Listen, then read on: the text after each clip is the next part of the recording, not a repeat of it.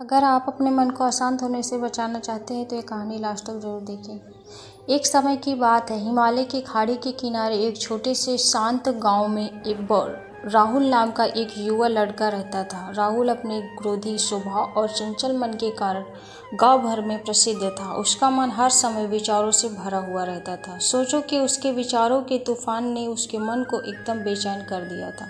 उसके जीवन से शांति मानो गायब हो गई थी और वह हमेशा अपने ख्यालों में ही खोया रहता था और तनावपूर्ण जीवन जी रहा था। उसके अशांत मन और क्रोध के कारण उसके अपने परिवार के सदस्यों और गांव वालों से भी अच्छे संबंध नहीं थे, जिससे वह और अधिक अकेला और अपमानित महसूस करने लगा। वह अपने अधिक मानसिक तनाव की स्थिति चला जाता। एक समय की बात है, राहुल अपने गांव की गलियों में घूम रहा था। तभी उसकी मुलाकात एक बौद्ध भिक्षु से हुई, जो एक पेड़ की छाया के नीचे ध्यान में बैठे हुए थे। बौद्ध भिक्षु के चेहरे से निर्मल शांति की आभा झलक रही थी। इस असीम शांति में राहुल बौद्ध भिक्षु की ओर आकर्षित हुआ। जब राहुल बौद्ध भिक्षु के करीब आया तो उसने अपने आसपास एक सकारात्मक ऊर्जा का एहसास किया। सकारात्मक ऊर्जा का स्रोत कहीं न कहीं इस बौद्ध भिक्षु के भीतर ही है, इसलिए वह वहीं बैठकर उसकी आंखें खुलने का इंतजार करने लगा। थोड़ी देर बाद जब बौद्ध भिक्षु की आंख खुली तो उसने एक युवा लड़के को अपने सामने बैठा पाया, जो बहुत तनावग्रस्त और नकारात्मक भावनाओं से गुजर रहा था। राहुल ने बौद्ध भिक्षु की ओर तो उदार भाव से देखा और बहुत विनम्रता से कहा, मालिक, मेरा मन बहुत अशांत है और मेरे मन के विचार मुझे खाए जा रहे हैं। मुझे एक पल के लिए भी शांति महसूस नहीं होती। क्या आप मुझे सिखा सकते हैं कि मैं अपने अशांत मन को कैसे शांत करूं? बौद्ध भिक्षु ने राहुल की पीड़ा को समझते हुए करुण दृष्टि से देखा और कहा, मेरे प्यारे बच्चे, मैं तुम्हें कहानी सुनाता हूँ।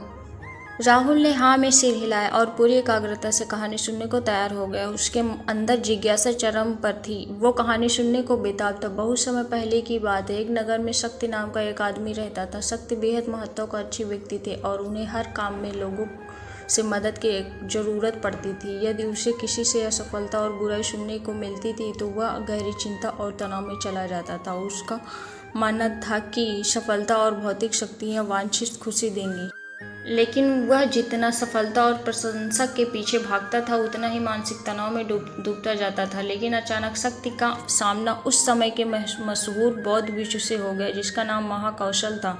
महाकौशल अपने शिष्यों को ध्यान की शिक्षा देते थे और वह स्वयं एक बहुत ही ध्यानमग्न और प्रबुद्ध व्यक्ति थे।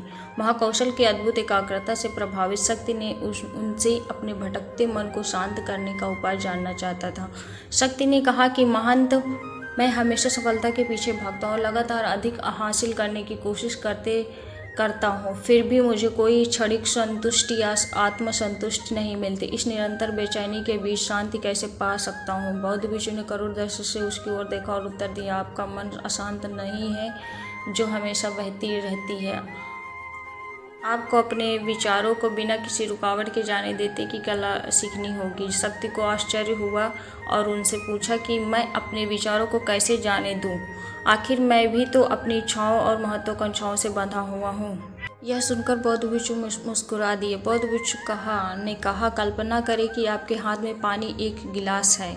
आप इसे जितनी देर तक पकड़ कर रखेंगे यह उतना ही भारी होता जाएगा, और अगर आप इसे काफ़ी देर तक पकड़े रहेंगे तो आपके हाथ में दर्द होने लगेगा। लेकिन अगर आप उसको पकड़ के ढीला कर दे और छोड़ दे तो आपका बोझ खत्म हो जाएगा। राहुल ने पूरी कहानी और उसका संदेश ध्यानपूर्वक सुना। वह समझ गया कि अपने विचारों और इच्छाओं से चिपके रहने से उसका बोझ बढ़ जाता है और अंदर ही अंदर अशांति पैदा कर देता है। अब राहुल को कहानी का अंत सुनने की उत्सुकता से प्रतीक्षा थी। कहकर बौद्ध भिक्षु से कहानी जारी रखी। वह बिना किसी पूर्व से अभ्यास करने लगा।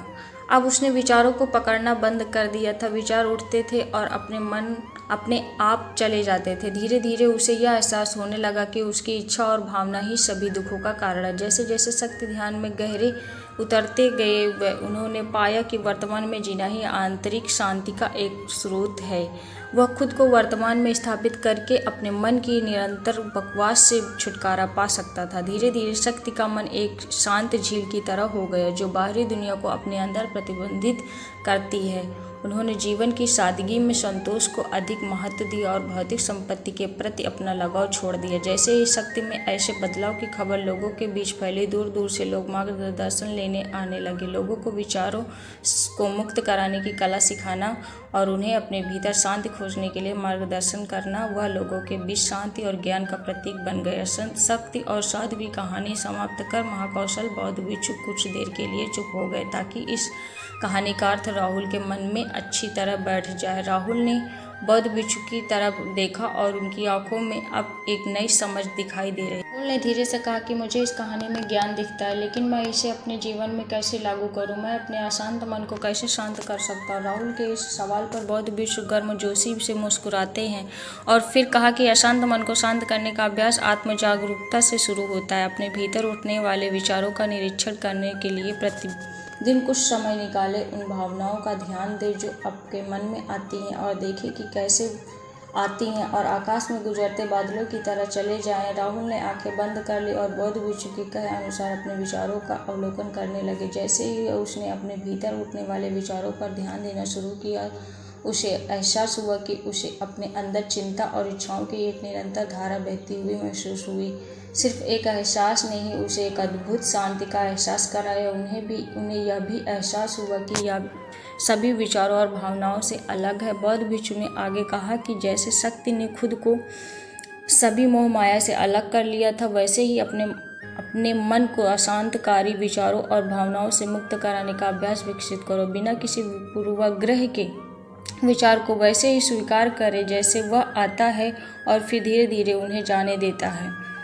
कुछ क्षण बाद केंद्रित राहुल ने टोकते हुए कहा कि अगर विचार और भावनाएं इतनी मजबूत है तो क्या होगा? बौद्ध भिक्षु ने कहा, यह बना रहता है और मन को छोड़ने से इनकार करता है। बौद्ध भिक्षु ने राहुल की बात से सहमति जताते हुए सिर हिलाया और कहा, ऐसे कई मौके आएंगे जब आपके मन में सवालों का बवंडर चल रहा होगा, जब आपका दिमाग आपकी बात ही नहीं सुनेगा। तो ऐसे में आपको अपनी सांसों की ताकत पर विश्वास करना होगा। एक बार फिर भिक्षु ने राहुल से कहा, अपनी आंखें बंद करो और अपने ही सांसों पर ध्यान दो। केंद्रित करने के लिए अपने पेट को ऊपर उठता हुआ और मत्था हुआ महसूस करो। बौद्ध भिक्षु ने बताया कि जब भी आपका मन अशांत हो तो तुरंत अपनी सांसों पर लौट आए। सांस के बाद गति आपको तुरंत वर्तमान के चौड़ों में वापस खींच लेगी और आपको शांति का अनुभव कराएगी। एक बौद्ध भिक्षु ने इस निर्देशानुसार आने और जाने वाली सांसों पर ध्यान केंद्रित करने का प्रयास करें। इस छोटे से व्यायाम से उन्हें मानसिक तनाव शांति का अनुभव हुआ तो उसे याद आया कि उसकी सांसें हमेशा के साथ उसके। राहुल के इस विकास को देखकर बौद्ध भिक्षु मंद मंद मुस्कुराए और बोले, मेरे प्रिय बेचैन मन को शांत करना एक ऐसा अभ्यास है जिसमें बहुत प्रयास और दृढ़ इच्छा शक्ति की आवश्यकता होती है, क्योंकि लगातार व्यायाम से मांसपेशियां मजबूत होती है, उसी तरह नियमित अभ्यास से मन भी शांत होता है। स्वीकृति में सिर हिलाते हुए इस बौद्ध भिक्षु को धन्यवाद देते हुए उन्होंने वादा किया कि आज से वह अपने अशांत मन को शांत कर सकेंगे और अपनी गैर शक्तियों को मुक्त कर सकेंगे।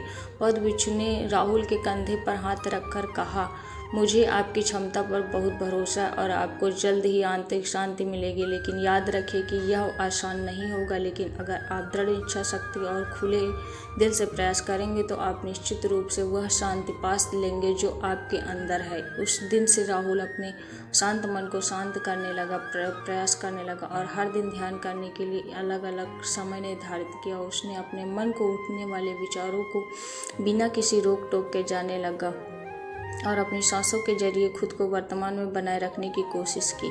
समय के साथ अभ्यास करते हुए राहुल को अपने अंदर शांति का अनुभव हुआ। जैसे जैसे समय बीतता गया, राहुल को ज्ञान और शांति का स्रोत कहा जाने लगा। जैसे जैसे समय बीतता गया, भरत को ज्ञान और शांति का स्रोत कहा जाने लगा। ग्रामीण अपने अशांत मन को शांत करने के लिए राहुल के पास जाने लगे। बौद्ध भिक्षुओं के शिक्षक दूसरों की मदद करते समय आत्म जागरूकता की शक्ति साझा करते हैं। बौद्ध भिक्षु आंतरिक शांति को पाने की इच्छा रखते हैं। इसके साथ ही उन्होंने अपनी सांसों पर ध्यान देने और अपने विचारों को मुक्त करने की कला भी सिखाई।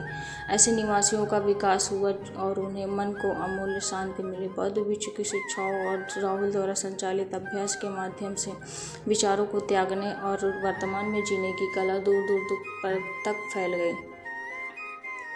उनकी ज़िंदगी और भी बदलती गई। राहुल का शांत प्रभाव उसके गांव की सीमाओं से परे तक फैला हुआ था। आसपास के गांवों और शहरों से लोग राहुल के परिवर्तन की कहानी सुनते थे। कहानी से हमें यही सीख मिलती है कि अगर हम अपने मन को शांत किस तरीके से करें, क्योंकि अगर हम अपने जो समय बीत रहा है उसको भी भुला दें, जो वर्तमान में हो रहा है उसको भी भुला दें, अच्छी तरीके से शांत मन को चुपचाप एकाग्र मन से बैठकर अगर हम शांति से कुछ भी ना सोचें, जो हो रहा है उसे होने दो, कुछ भी मत सोचो, आराम से बैठ के एक मन चित लगाकर अगर हम चुपचाप बैठ जाएंगे तो हमारा मन ऑटोमेटिक ही शांत हो जाएगा। अगर वीडियो अच्छी लगी तो प्लीज़ सब्सक्राइब ज़रूर करें ताकि आने वाली हर एक वीडियो आपके पास सबसे पहले पहुंचे। वीडियो को लाइक और प्यारा सा कमेंट करना ना भूलें। अगर मन को अशांत होने से बचाना चाहते हैं तो वीडियो को ज़रूर देखिए और प्यारा सा कमेंट ज़रूर करें कि आखिर आगे कौन सी वीडियो लेकर आऊँ।